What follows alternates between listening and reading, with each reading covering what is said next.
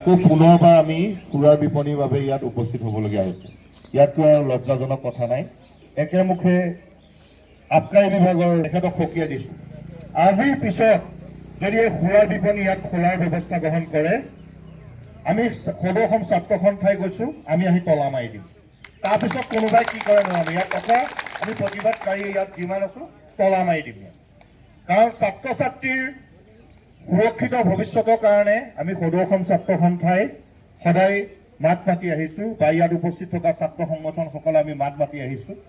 আমাৰ কথা একেই, আপুনি য'ত নিজৰ জীৱিকাৰ বাবে খুলিব বিচাৰিছে খোলক, কিন্তু ৰাইজৰ প্ৰতিবাদ ভেঙুচালি নকৰিব। এই কথাটো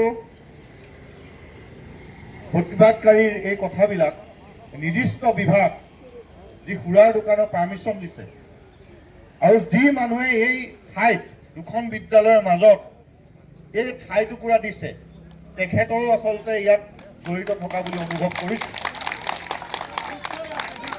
স্থানীয় ৰাইজক এটাই অনুৰোধ, এনে ব্যক্তিক সমাজৰ পৰা আচলতে আঁতৰাই ৰাখিব লাগে।